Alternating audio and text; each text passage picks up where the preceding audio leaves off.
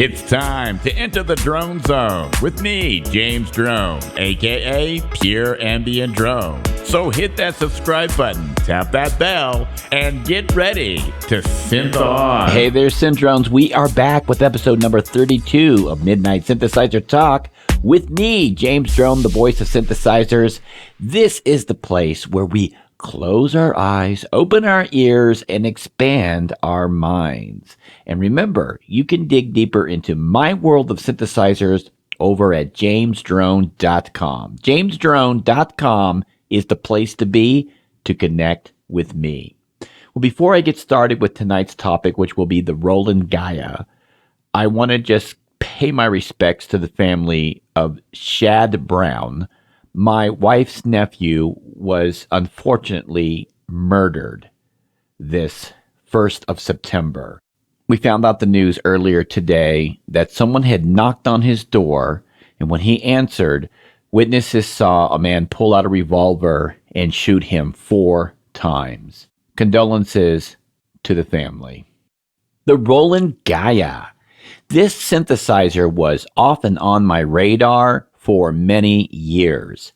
And I think it has something to do with just the way it looks. It's, to me, not the prettiest synthesizer, but then once I got to using it, I kind of wished that all synthesizers was just like this, or at least the layout was just like the one on the Roland Gaia. Whoever thought of the way this is laid out, they did a very, very good job. It's very intuitive. The Roland Gaia is a digital synthesizer. It is a virtual synthesizer. It is all digital, virtual, analog. But it's got some really unique features. It's got some really great effects, and it has a great sound. This is probably one of the best virtual analog synthesizers that I've come across in a long time. There's 3 oscillators on this machine, and let me tell you something. They're extremely programmable, flexible, very musical.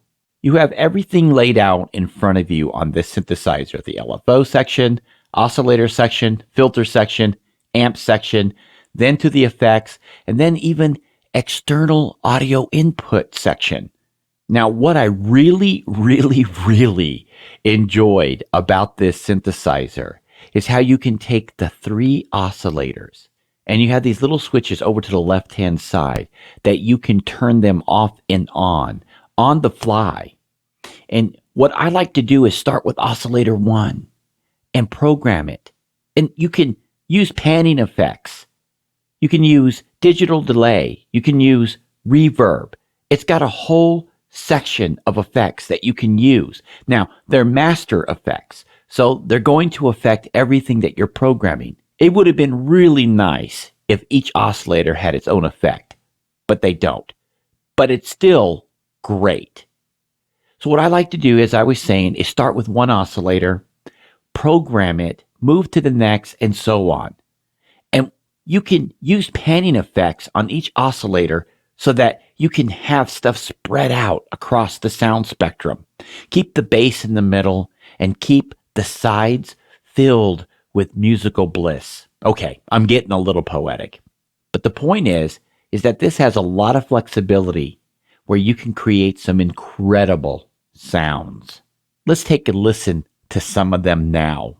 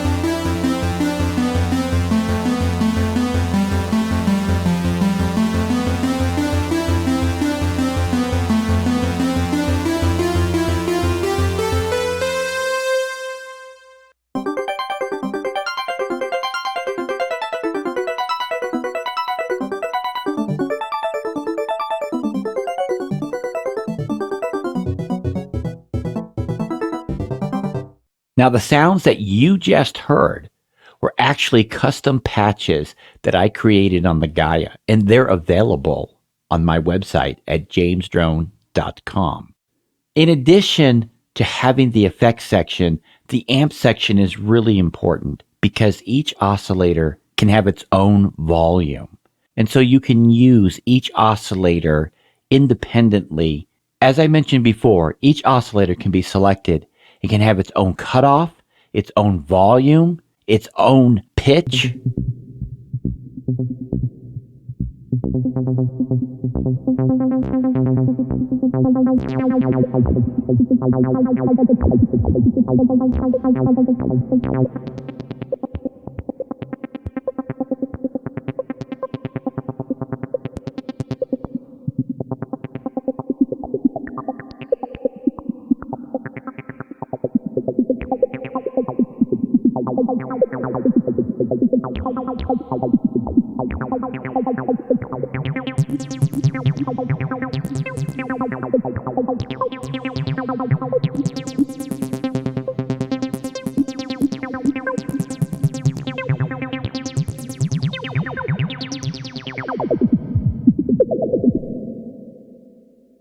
I wouldn't call it as good as something like the System 8 because it's no System 8. But I would say it's an incredibly amount of fun to play the Gaia. And at the price range, oh my gosh. Now currently at the time of this video, you can pick up a brand new Gaia for $659.99. So yeah, $660 basically gets you a Roland Gaia SH01 synthesizer. I'm not sure what it was that kept me from buying it all of these years. I think it's because I was thrown off a little bit that there is a Roland SH101 and it was a pure analog mono synth. And I own one of those and it sounds great. But this one, it's not analog. It's virtual analog, digital, if you will. And so it always kind of threw me off. And I think that the black and white color scheme just doesn't do it justice. I think they should have picked a color instead of just making it both. But that's just me. There could be some things they could have done. I think a standard black synthesizer would have went well in this situation. But who knows what Roland was thinking at the time. What I really recommend the Gaia for is someone who is new into synthesis and they really want to get a feel for the flow of programming a synthesizer. You can learn so much by going through each section on the Gaia. And even if you're a seasoned pro, you can still brush up on your programming skills by using the Gaia every now and then and just enjoying the intuitive layout. Not to mention, I really think the Gaia has something going for it sound-wise. It's great for pads, fantastic for keys, leads, no problem. It can do all of it. So if you're looking for an all-rounder workhorse and you don't want to spend a lot of money on external effects or purchasing a polyphonic analog synthesizer, which can be costly in some situations depending on what you want, the Roland Gaia will fit into your budget and bring a lot of bang for the buck. It's one of the nicest little synthesizers I've ran across in a long time. If I had to compare it to something else, I don't even know what it would be. I even enjoyed this more than I did the Ultra Nova that I had. I just think it sounds better and it's funner to play and program. So that's about it for the Roland Gaia. I really enjoy it. What do you think about it? Have you ever owned one? Do you currently own one?